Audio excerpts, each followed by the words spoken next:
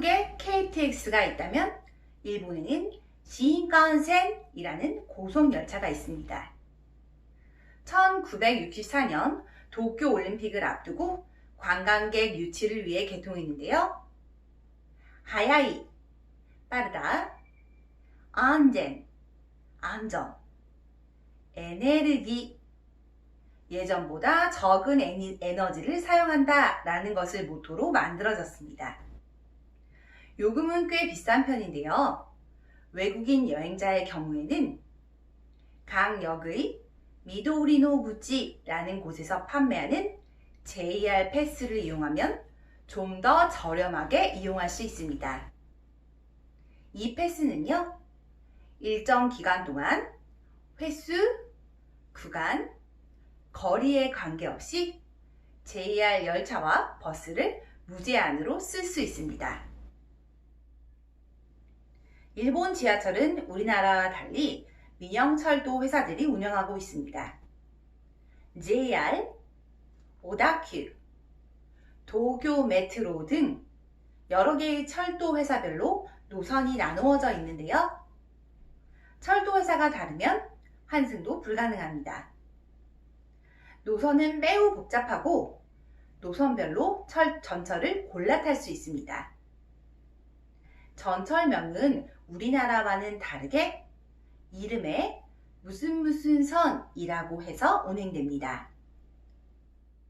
일본은 지하철과 같은 대중교통에서의 예절을 매우 중시하는 나라인데요. 기본적인 매너로는 뒤로 매는 백팩의 경우 앞으로 맬 것, 화장은 집에서 하고 올 것, 큰 소리로 이야기하지 않을 것, 음악 소리가 흘러나올 정도로 크게 틀지 않을 것, 내리고 타는 사람들을 배려해서 서 있을 것 등등이 있습니다. 특히나 주의해야 할 점은 일본은 전철 내에서 통화를 하는 것을 매우 안 좋게 본다는 사실입니다. 저도 짧은 통화조차 지하철에서는 한 적이 없는데요. 한국은 최근 용건에도 통화를 하며 다니는 사람이 많고 그것에 익숙해지다 보니까 실수를 할 수 있는 가능성도 많이 있습니다. 벨소리도 안 되는데요. 반드시 마나모도로 해야 합니다. 일본 지하철은 회사별로 여러 가지 교통카드가 있는데요. 도쿄의 대표적인 교통카드로는 스이카 카드라는 것이 있습니다. 일본의 버스는 뒷문에서 타서 앞문으로 내립니다. 버스에 오르면 정리권이라는 것을 뽑아 내릴 때 거리에 따라 요금을 정산하는 시스템입니다. 장거리 시외버스에는 화장실이 달려있다는 특징이 있습니다. 일본은 한국과 달리 왼쪽 차선, 즉 좌측 통행으로 차가 달리기 때문에 자동차 핸들은 오른쪽에 있습니다. 외국인이 일본 여행 시 렌트카를 운전하려면 국내 자동차 운전면허 시험장, 시청 등에서 국제면허증이라는 것을 발급받아야 합니다.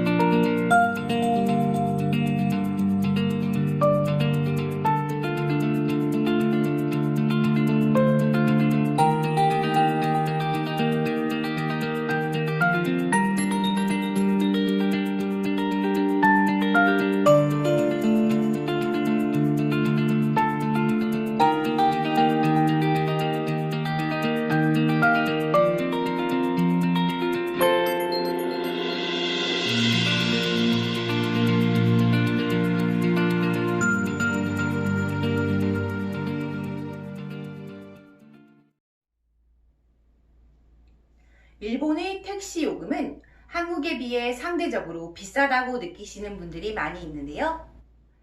몇 년 전까지만 해도 기본 요금이 보통 680엔에서 750엔 정도여서 일본 여행을 가는 한국인들은 주로 택시 외의 다른 교통수단을 이용했습니다.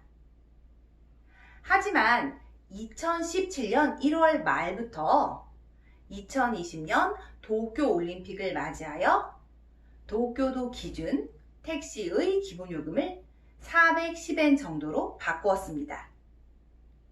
그리고 일본 택시는요, 자동문이기 때문에 승객인 우리들이 문을 열고 닫지 않아도 됩니다.